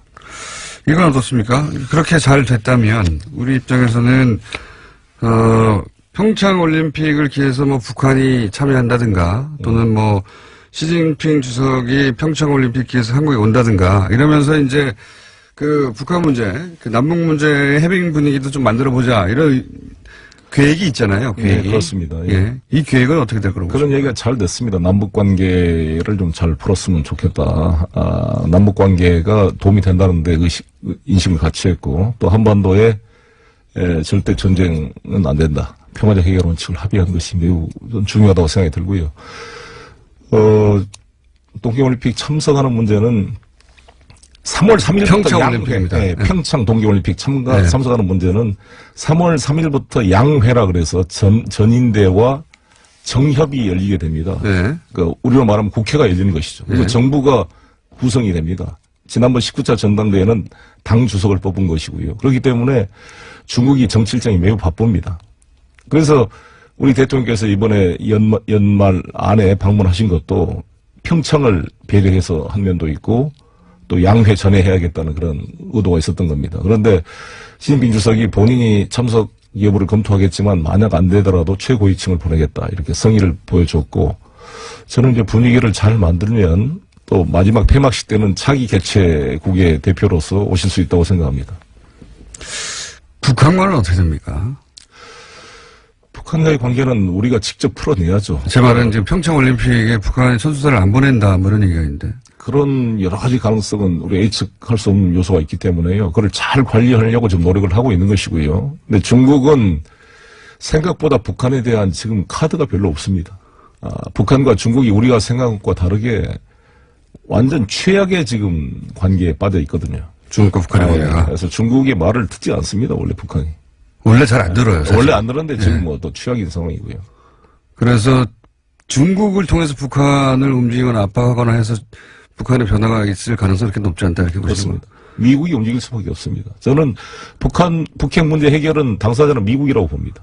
미국이 이걸 해결하지 않고 중국과 우리 한국한테만 압박을 넣어라. 그런다고 이게 해결이 되겠는가? 이것은 해결을 위한 분위기나 조건은 될지 모르지만 전국적 해결 주체는 미국이다. 북미 간의 직접 대화로 해결해야 된다. 그래서 틸러슨도 그런 북미 간의 조건 없는 대화를 제의했다고 생각합니다. 조건 없는 대화를 얘기했다가 그 다음 날 또 말을 바꿨어요. 조건 있는 대화로.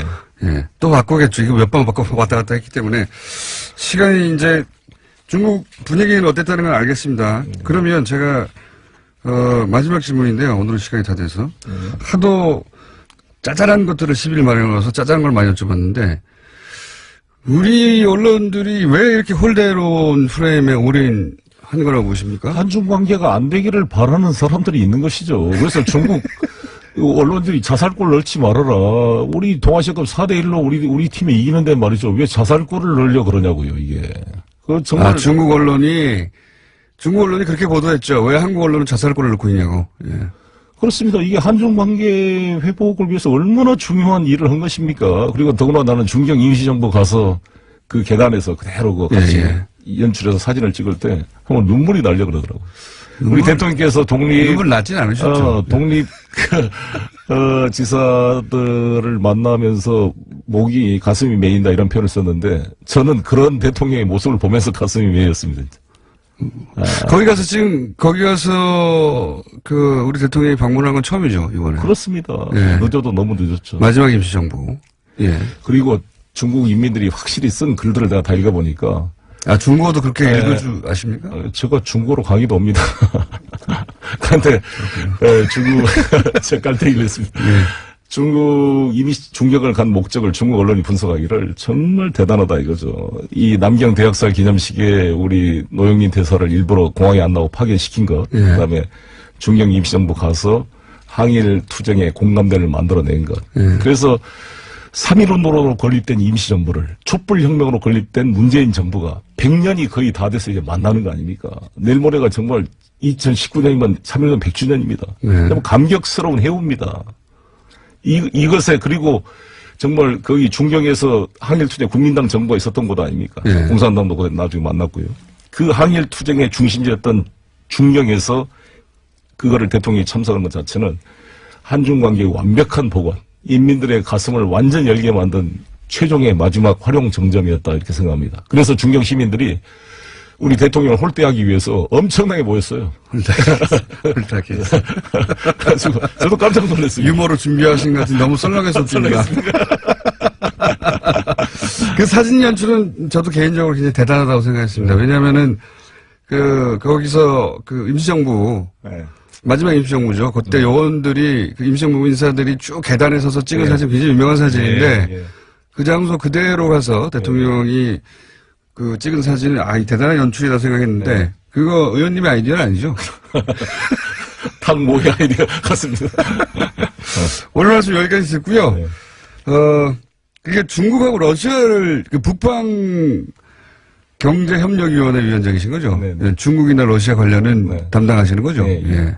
중국과 러시아 관련 얘기가 나올 때마다 직접 모시는 것으로 지금까지 대통령 직속 북방경제협력위원회 위원장 자격으로 중국을 방문하신 더불어민주당 송영길 의원이었습니다. 감사합니다. 네, 감사합니다. 자, 오늘은 코너명 없이 그냥 박지원 코너로 하겠습니다. 정치 구단주. 정치 구단주. 네.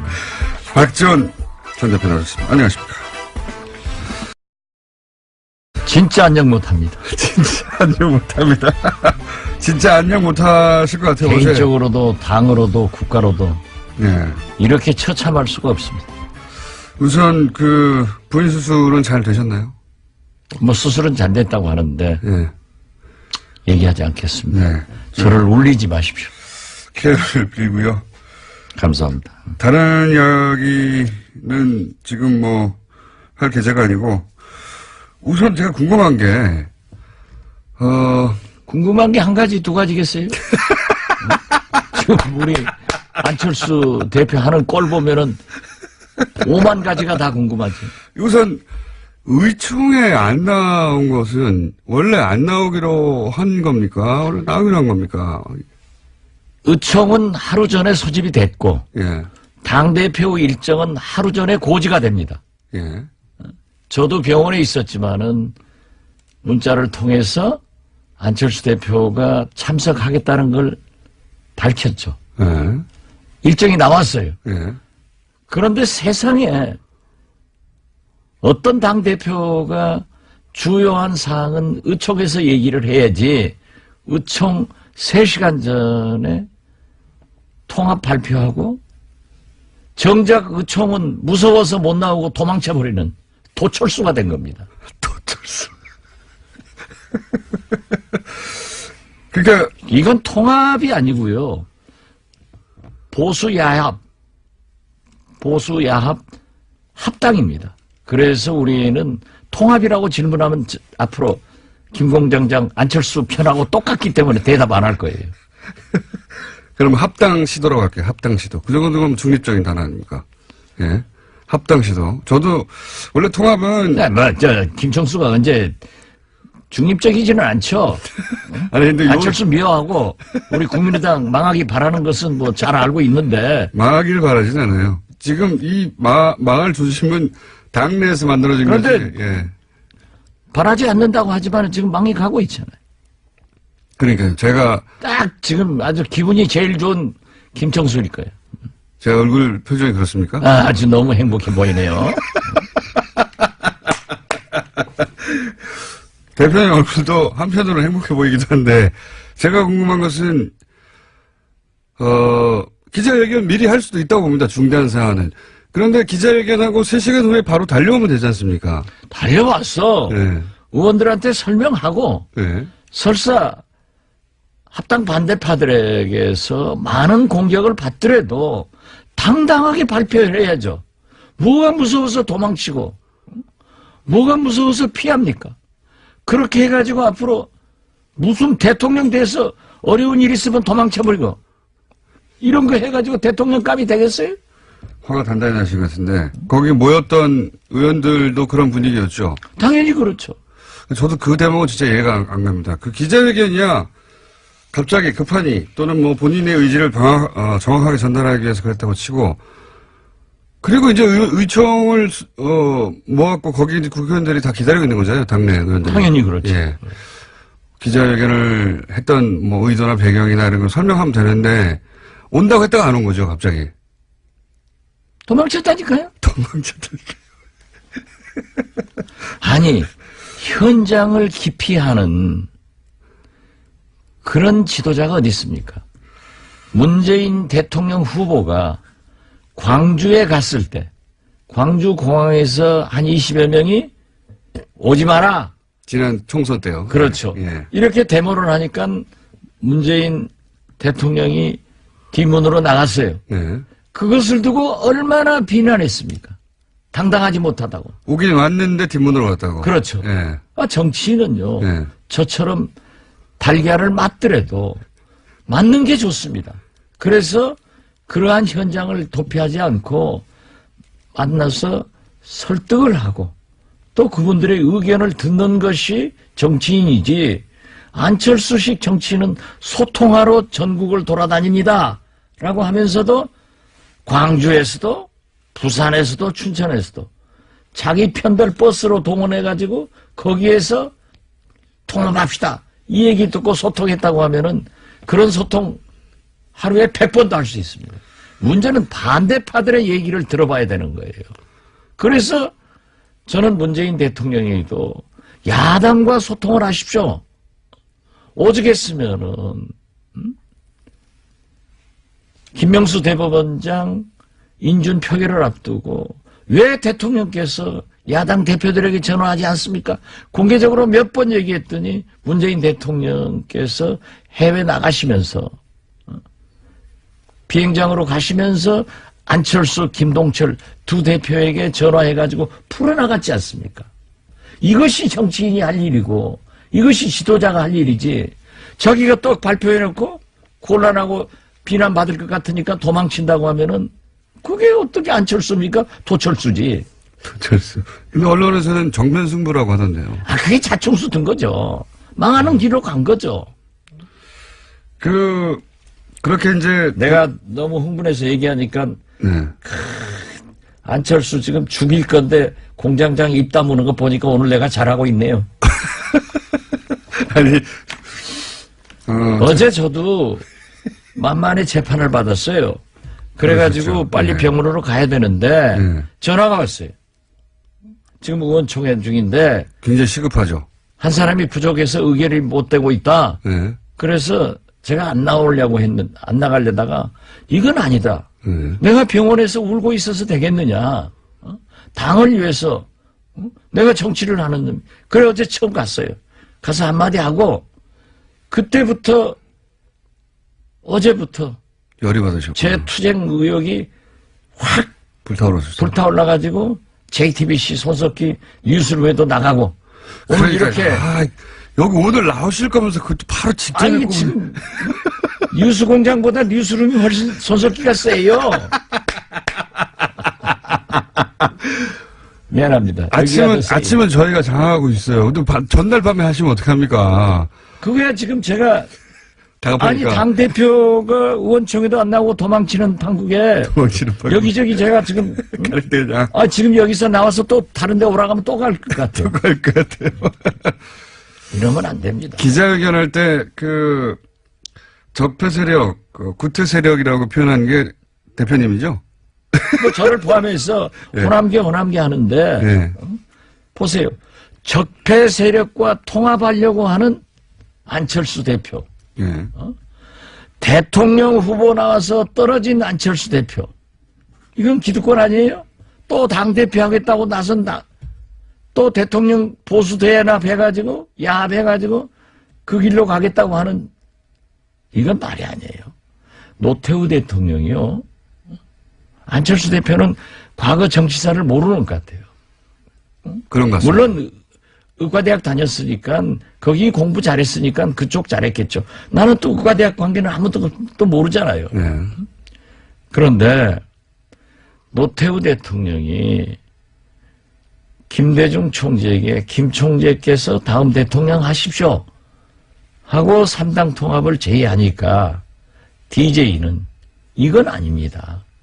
이 나라 민주주의를 위해서 이건 아닙니다 하고 거절하니까 다시 노태우 대통령이 YS에게 제의를 해서 YS가 털컥 잡았어요.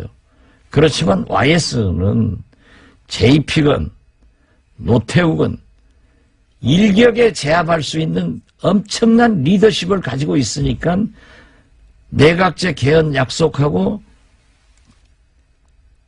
3당 통합을 받아들였지만은 나중에 각서를 가지고 내각제 각서를 가지고 나와서 찢어버리면서 자기가 대통령 된 거예요.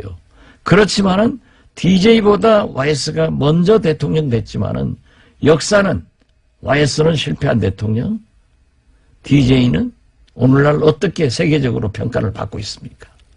이게요, 그렇게 욕심낸다고 해서 영린하면 안 됩니다. 기득권 세력, 구태 세력이 어쨌든 대표님도 포함되는 것 같긴 합니다. 지금 나가라는 얘기 아닙니까, 이거? 몽땅 호남 출신 중진들, 예. 자기에게 반대하는 사람들은 다 기득권 나가라. 구태 세력. 예. 구태 세력. 이 표현 이 구태가 뭡니까? 구태라고 하는 것은 진짜 이게 신태가 구태 잡아먹고 있어요.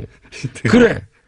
3당 야합을 해서 집권한 그 불행한 우리 정치사를 다시 반복하려고 하는 안철수 대표가 신태가 구태보다 훨씬 나쁜 거예요. 나는 구태를 인정합니다. 그렇지만은 제가요. 아니 보세요. 예. 저처럼 예. 개혁에 몸을 던진 사람 없습니다. 저는 그 국회의원들이 매년 하는 출판기념회 한 번도 안 해봤습니다. 저는 모든 관훈상제 한 번도 오픈해보지 않았습니다. 제가 만약 출판 기념회 관훈상제 다 오픈해서 했으면은 1이 10억씩 들어왔을 거예요. 저는 안 했어요. 하죠. 예. 실제로 제가 아무것도 안 했어요. 예. 그 유명합니다. 제가 안 하시는 걸로. 뭐 DJ에 우리 동교동에 음흉한 그런 과거의 정치가 있었어요. 예. 그러나 제가 모시기 시작했던 DJ는요, 정치자금 가져오는 것 다 법에 의거해서 반환시켰어요. 그러니까 저는 과거에 그러한 것을 인정을 하지만은 저는 하지 않았고, 제가 알고 있는 DJ도 그런 일을 안 했기 때문에 제 걸린 거 없잖아요.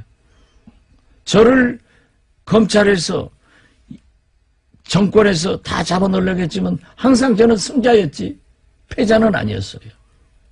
뭐가 구태입니까?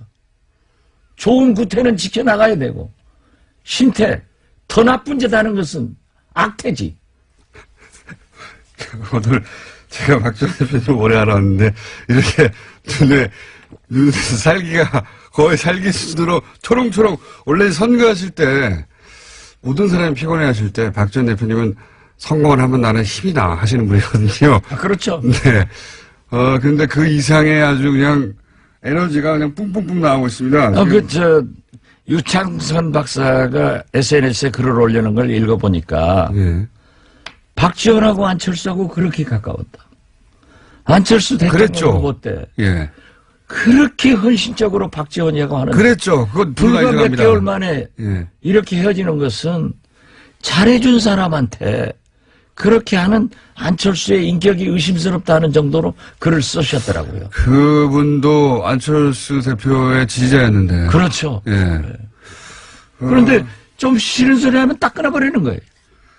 그러니까 지금 대표님은 이것을 과거에 이제 3당 야합의 반복이라고 보시는 거죠? 당연히 그렇죠. 저는 처음부터 이건 3당 야합의 길로 가는 거고 제2의 YS의 길을 간다. 예. 이렇게 보고 있습니다. 그리고 그리고 안철수 보수하고 손잡으려고 대표는 한다 이렇게 보시는 거고. 진보 쪽으로 와서 대통령 돼보려다가 예. 안 되니까 중도, 극중주의, 뭐 공화주의 이름도 잘 져요. 자꾸 옮겨가더니 이제는 적폐 세력과 손을 잡고 보수 야합을 해서 합당을 해서 집권의 길로 간다고 하지만은 역사의 흐름은 한 단면을 잘라서 보면은 아주 지저분하지만 전체의 흐름은 도저히 좋은 방향으로 흘러갑니다. 안 됩니다.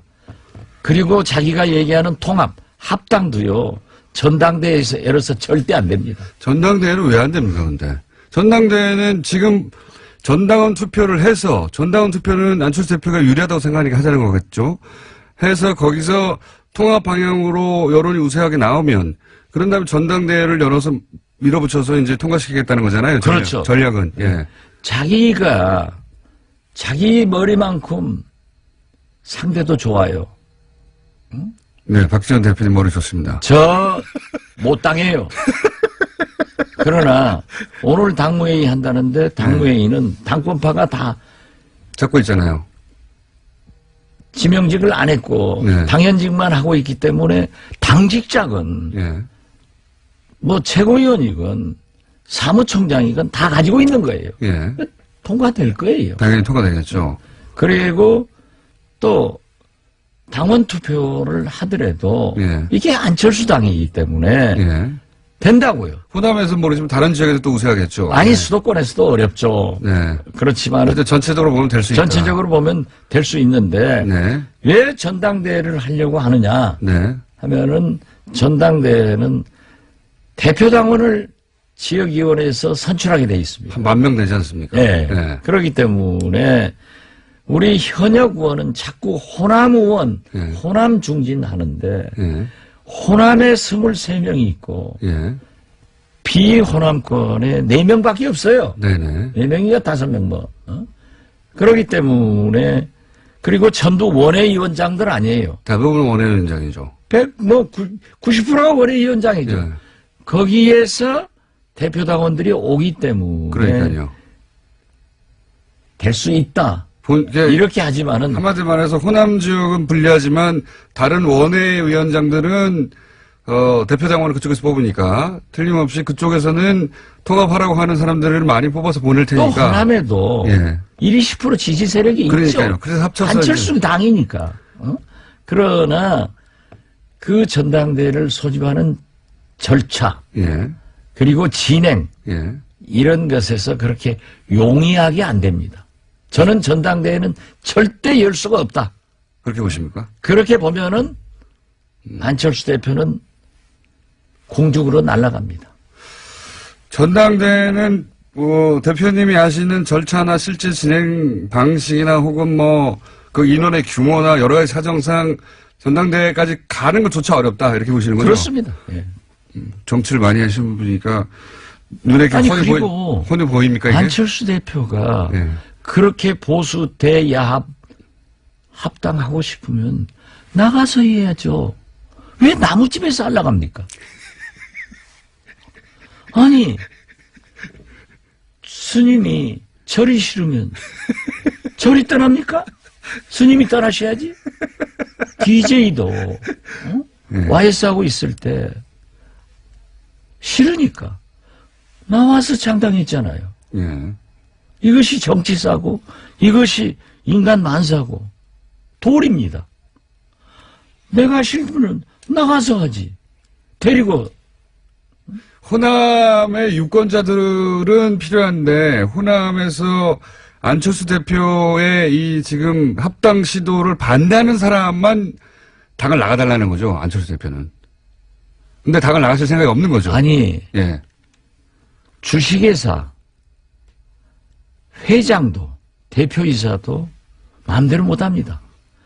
주주의 승인을 받아야 돼요. 예. 이게 주식회사가 아니에요. 장사꾼이 하는 게 아니에요. 안랩이 아니에요. 이게 무슨 CEO도 주면 못해요. 그러면은 이 정도의 지능을 가지고 이건 말이 아니에요. 오늘 많은 단어가 새로 나옵니다. 그리고 DJ를 말할 자격이 없어요. 안철수는. 이거 없습니까?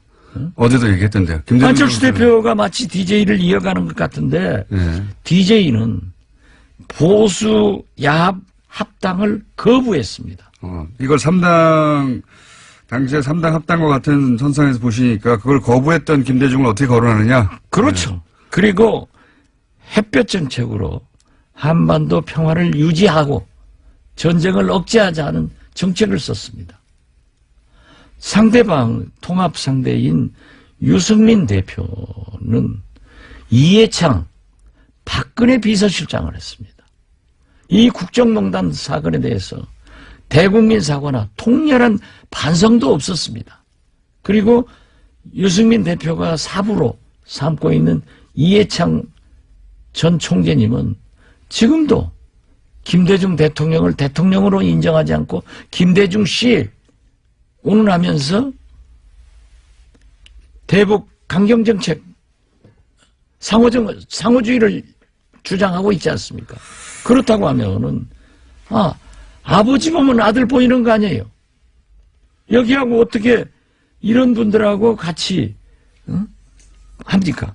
그리고 지금까지 보면은 유승민 대표하고 안철수 대표를 비교하면은 족탈불급입니다. 지난 대통령 선거 때 TV 토론 안 봤어요? 유승민 대표한테 질질 끌려다니잖아요. 그래서 지금도 통합이니 합당이니 하지만은 유승민 대표에게 바른정당에 끌려다니고 압도당하고 정체성도 가치관도 결국 그쪽 따라가면서 갈 거예요. 어제 JTBC 이걸 빤히 보이는데 왜 내가 왜 우리가 거길 따라가느냐? 따라가느냐. 예. 그러니까 그렇게 하고 싶으면 나가서 해라. 그러나 저는 지금 바른정당 입당하라는 겁니까?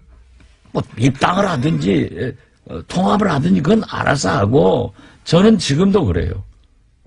안철수 대표에 대한 애정이 있기 때문에 나는 안철수를 반대하는 게 아니다. 통합, 야합, 합당을 반대하는 겁니다. 이제는 안철수 대표도 반대하시는 것 같은데, 이제는. 이제 쌓여갑니다. 실제로 어제 JTBC 여론조사가 하나, 어제 보도가 됐던데, 합당을 하고 나서 당 지지율이 올라간다는 수치도 있지만, 그 합당했을 때 당대표가 누가 더 어울리냐는 유승민 대표가 더 맞다고 하는 수치가 훨씬 높더라고요. 그게 국민 생각이라니까요. 제가 오늘 얘기한 게 아니고 네. 그 족탈불급이라는 것도 오래전에 얘기했어요. 적당불급. 그건 안 되는 거예요. 그리고 보세요. 안철수 대표하고요. 네. 딱 보면은 정치를 1년 이상 함께한 사람이 하나도 없어요. 안철수 대표가. 안철수 대표는 그건 천재적 소질이 있는 것 같아. 새 사람 만나서 쓰고 헤어지고. 그러니까 브레인이 없는 거예요. 자기 혼자. 물론 뭐 젊은 사람들 몇이 있겠지만은 이건 아닙니다. 전 브레인은 따로 있는 걸로 알고 있는데. 예, 그 브레인 말씀 아니더라고요. 자, 그런데도 불구하고 지금 여기까지 온 안철수 대표도 뒤로 물러설 수는 없습니다. 절대. 이제는 물러설 수 있는 라인을 넘어가고. 그게 지금 예. 예, 전당대 공장장은 늘 예. 안철수를 미워하면서 생각해주는 척하는데 그게 망하게 유도하고 있는 거예요. 공장장 그 작전을 내가 빤히 알아요. 그런 짓 하면 안 돼. 공장장도 지도자라고 하는 것은요. 예. 추진하다가 뭐가 잘못됐으면은 과감하게 시정하고 돌아오는 리더십이 더 큰 지도자인 겁니다. 아니, 그러길 바라시겠지만, 대표님도 아시잖아요. 제가 미워하는 게 아니고, 안철수 대표는 돌아올 수 있는 선을 넘어가서 못 돌아옵니다, 이제. 그러니까 계속 가야 되는 거잖아요. 그건 공장장 희망사항이고, 제가 볼 때는. 대표님 희망사항 아니에요? 돌아온다는 통합이고 게? 합당이고 안 되기 때문에, 네. 저는 안철수를 반대하는 게 아니라, 이게, 그러면 안 돼요. 분열하면 안 돼요. 이 적은 집구석에서 분열해가지고 누구 쫓아는 거예요. 그러니까 안철수 대표가 포기하고 돌아오라는 건데 포기 안 하고 계속해서 전당대회를 어렵다고 하셨지만 마침내 전당대회가 됐어요. 전당대회가 돼서 거기서 이제 실제 개표를 해보니까 합당하라라고 나왔어요. 그럼 어떻게 합니까? 아니, 예. 콰이강의 다리를 며칠, 몇 시, 몇 분, 몇 초에 폭파하겠다고 발표하고 폭파해요?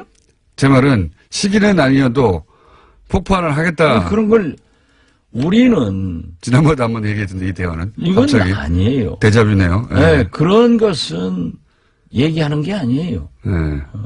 그리고 어쨌든 일단은 지금 전당대회 보십시오. 저지. 우리 국민들은 예. 통합이 좋나? 누구하고 통합해라. 거기 지지합니다.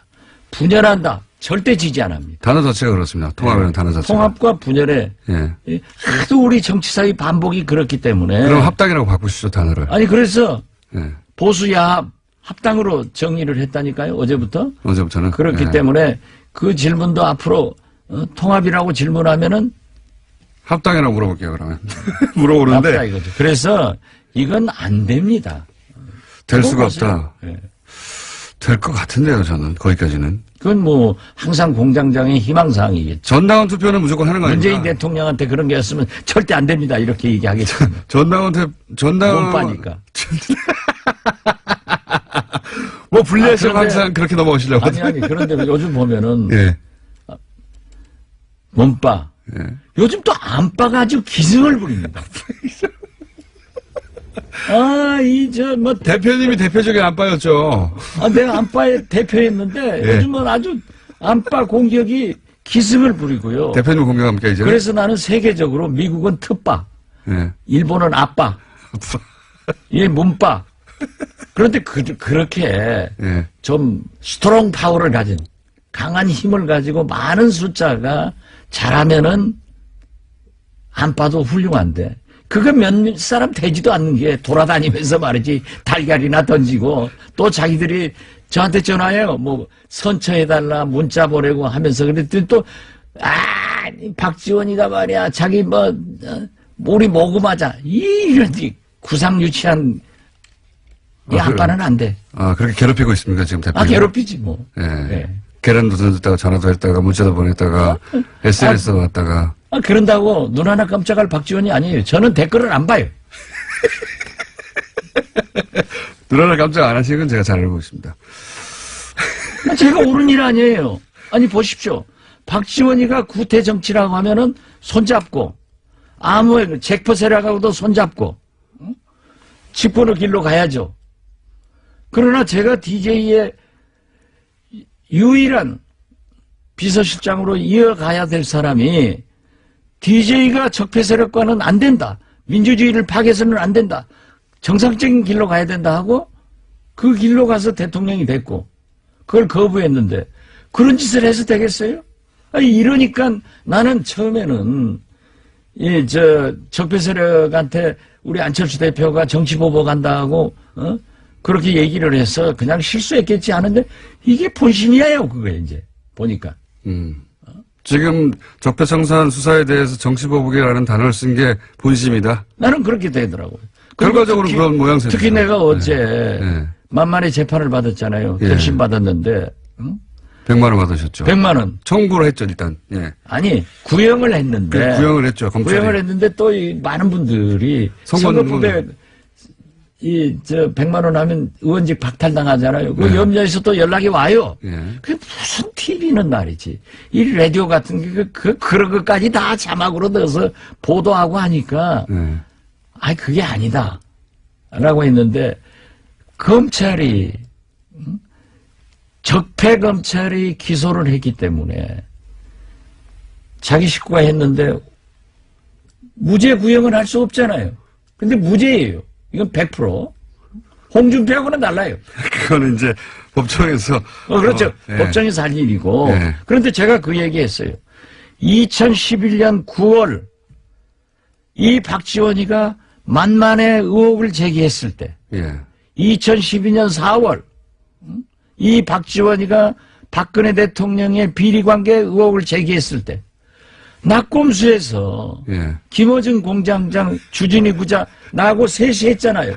근데 자기들은 기자하고 낙곰수 세다고 싹 빠져나가고 나만 지금까지 재판받았어요. 아닙니다. 그렇지만은- 저희는 딴 건으로 바쁘고 있습니다, 아직도. 아니 그런데 예. 나도 15년 재판받다가 이번에 이제 선고하면 끝나는데 그때 만약 검찰이 수사를 제대로 했으면. 박지원을 수사할 게 아니라 만만에 박근혜를 수사했으면은 이러한 국가 대불행이 없었다. 국정농단 사건이 없었다. 그래서 지금의 검찰처럼 적폐청산에 주력하지 않고 정치 보복 수사를 했기 때문에 이 검찰은 과거 검찰은 국정농단의 공범이다 내가 그랬다니까요. 알겠습니다. 그런 세상인데 이런 사람들하고 손을 잡고 그런 사람들하고 잡아서 집권을 생각한다고 하면은 그것이 구태지. 응? 오래 살아서 좋은 짓 하면은 그것이 구태예요? 오래 살았어. 대표님, 우리 시간이 다 됐고요. 그러니까 아니 좀 더 해요. 아니, 대표님 에너지가 너무 넘쳐가지고 제가 아니 저는 어제부터 예. 제 아내 지금 뭐 병원에 지금 갑니다. 예. 그렇지만은 내 앞으로 좀 안 나오려고 그랬어요. 그런데 이게 내가 병원에서 울고만 있을 수가 없어요. 그래서 어제부터 아주 마음을 독하게 먹고 예. 이건 아니다. 그러신 것 같아요. 어떻게 우리가 지켜온 정체성과 가치관인데 이걸 버릴 수는 없다. 그래서 저는 정면으로 어제부터 싸우기 시작했습니다. 이렇게 흥분하신 모습은 제가 처음 본 것 같습니다. 오랜 세월. 이게 구태예요? 그거는 나쁜 세력하고 안철수 대표한테 물어보셨. 내가 구태냐고.